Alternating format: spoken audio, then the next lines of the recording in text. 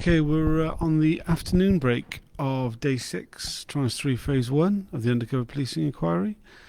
We've just been listening to the start of the live evidence of Wendy, who was a friend of Ellie's we heard from this morning, someone who was targeted by Undercover Police Officer James Thomson from the age of 17. We've heard about how she was an active member of Croydon Hunt Sabs, how she met him there, how they became friends, how she felt he was essentially grooming her with the possibility of a sexual relationship, but how she ended up vouching for him basically with Sarah, who was the first woman he targeted, and then setting him up with Ellie, her friend. I'm here with Eveline Lubbers, the Undercover Research Group. What did you make of what we heard from Wendy so far? Well, it's quite weird because part of it is a repetition from the evidence we heard this morning, because basically Ellie and Wendy are lifelong friends. You know, they knew each other since they were like younger than 18 and have been living together in shared houses all this time. So it's quite similar, but it's also different because Wendy has a slightly different perspective, apart from the fact that she introduced James to Ellie, so she feels responsible, but she has a bit more of distance, basically. And she, you know, she's more like cynical in a way, like saying like, okay, James describes me as a close companion. Okay, over 21 years, you would think that is a bit more. Yeah, associate, he used the word associate. Yeah, associate, yeah. So there's a distance in there that she doesn't feel. And she can be more like, I don't know, she has more distance to everything, which is, of course, because her position is different. And she also says, like, okay, yeah, we lived in my mother's house. That was not like an ideal thing. It sounds ideal, but it wasn't.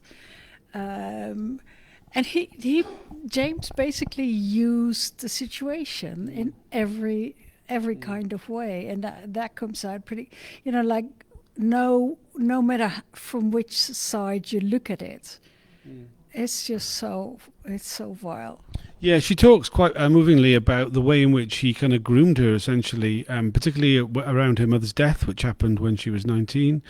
During the time of the terminal illness, he was one of the first people she confided in. He made himself basically the inner circle of her life. He drove her to the hospital there and back. He would take her out, make sure she was getting out of the house, make sure she was seeing people. He took her hunt sabbing when her mother was in a coma and she was basically living at the hospital.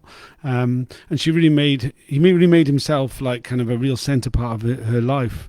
He was also, I mean, we saw callbacks to some of the really gross behaviour we saw from him in his messages to Ellie, you know, like kind of being suggestive towards her when she wore a skimpy top one time, and stuff like that. But yeah, we really kind of get this sense of, you know, someone who's like calculatingly kind of inserting himself into someone's life, making himself as trusted as possible. Yeah, you could almost say like, of course, there is a big difference between having a sexual relation with someone and not. But on the other hand, he groomed her in a very similar way and made himself her best friend at a moment where she was very vulnerable, and managed to stay that way, you know, all those years. That is so amazing.